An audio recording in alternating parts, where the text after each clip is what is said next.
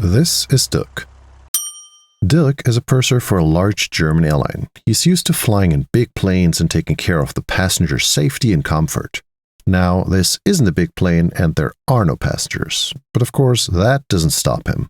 Ladies and gentlemen, we're ready for takeoff any soon, and we kindly ask you to make sure that you're safely secure, and please make sure that your backrest in an upright position, your tables are folded away. The armors have to be down and the window blinds open for takeoff, so enjoy the ride. Reid-Hillview Tower, Skyhawk 2129 Charlie, ready for departure, holding short 3 on right.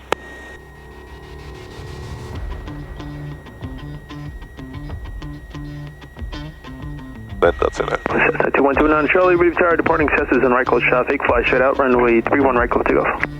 3 on right, clear for takeoff, straight at departure, 2129 Charlie.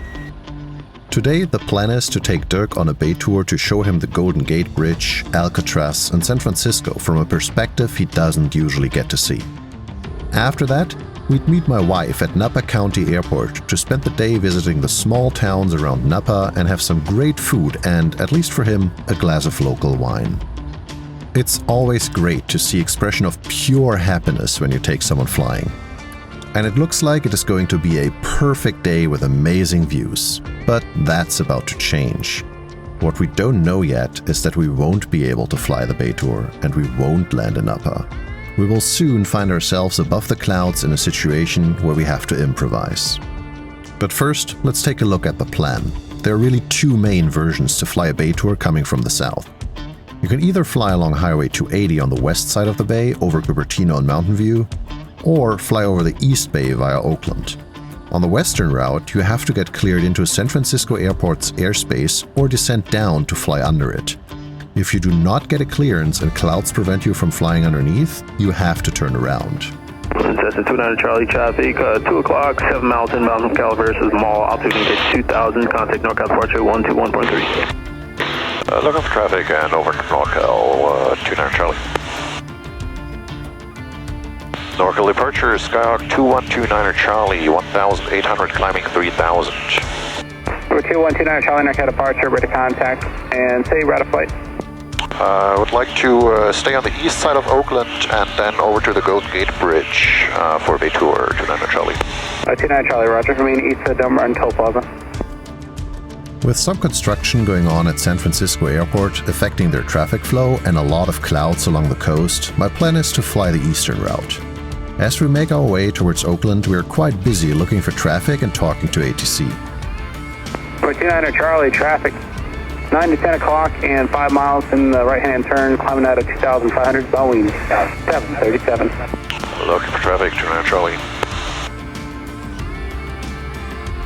Southwest 1925, Christian 1929, traffic 2 o'clock, 3 miles northwest bound to Cessna 3000, climb maintain 15,000.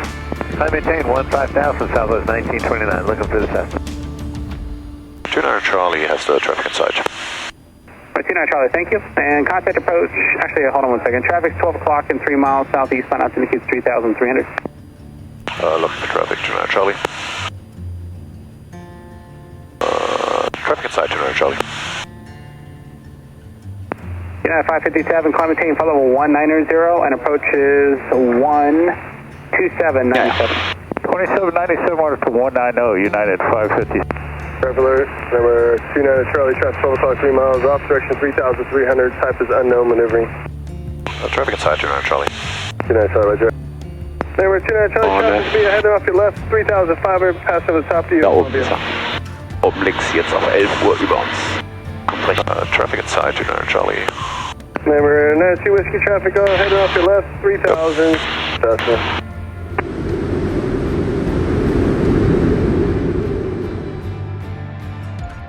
The closer we get to San Francisco, the more clear it becomes that the city is completely overcast. I'm starting to look for holes in the cloud layer, hoping I could fly the bay tour below the clouds. My scud running senses immediately start to tingle though. It's all too easy to end up as a statistic if you convince yourself to descend lower and lower to fly under a layer of clouds until you run out of room. The brain works in weird ways, and the urge to continue something you're doing easily clouds your judgment. A good way to prevent this is to set clear limitations before you're in a situation. This way you can make a realistic judgment of the risks. So I give myself a hard limit. If I'm not able to have appropriate cloud clearance at 1,000 feet over the ground, I won't continue. Let me know in the comments how you deal with situations like these. I eventually spot the end of the cloud layer over San Rafael and decide to give it a try and see how low the clouds reach.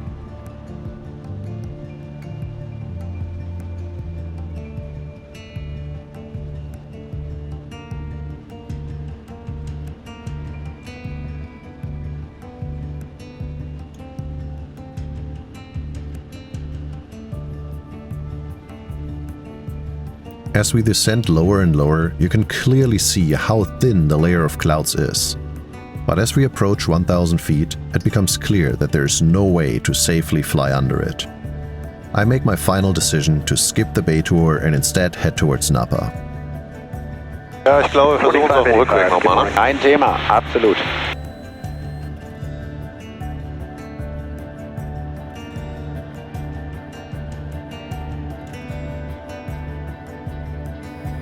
NorCal Skyhawk 219 Charlie, I'd like to change the destination to Napa Alpha Papa Charlie.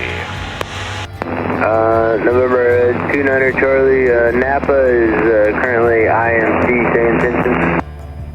Yeah, the forecast still says it should get better, so we'll head in that direction and then just hold there for a while, see if it helps.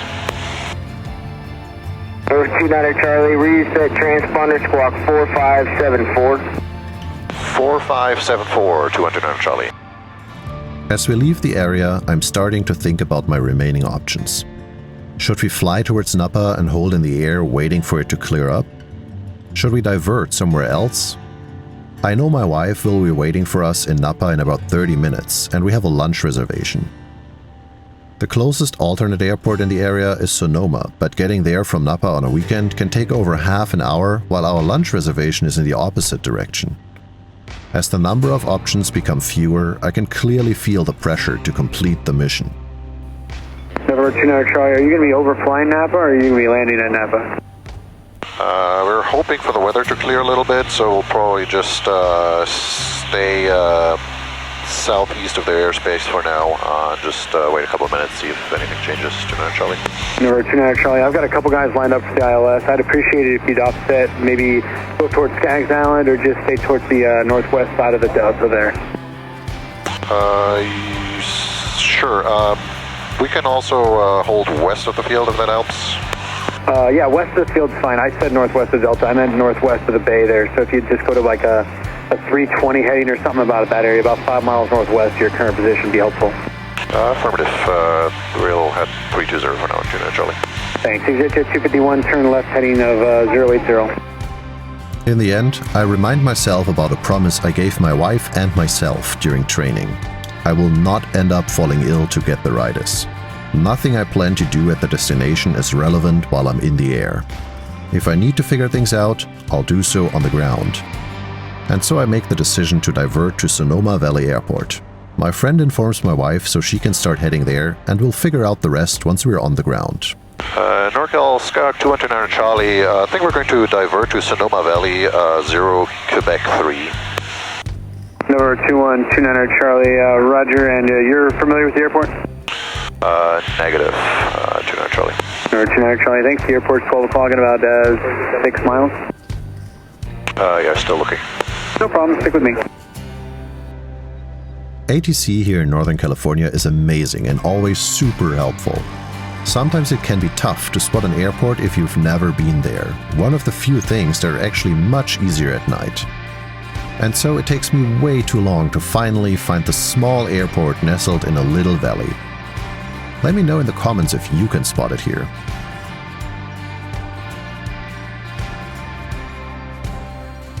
Uh, 219 Charlie is the airport in sight. November 29 Charlie, radar service terminated, squawk VFR, frequency change approved, have a good day. VFR and over to advisory, thanks for the help, 219 Charlie. Sonoma traffic, Skyhawk 209 Charlie is overflying the field, midfield at 2,500, trying to figure out the active, 209 Charlie. This is the first time I actually had to divert to an unfamiliar airport outside of my training. On top of that, Sonoma Valley does not have a weather reporting frequency, and I know that they have a lot of aircraft that are not equipped with a radio. Figuring everything out during the approach requires a lot of attention, but it's these kind of challenges that make flying so interesting. And Sonoma traffic, Skog 29 Charlie turning final 25, Sonoma. As we approach Sonoma, I'm getting excited. I hit this airport on my list of places to see for a while now, and you will soon see why.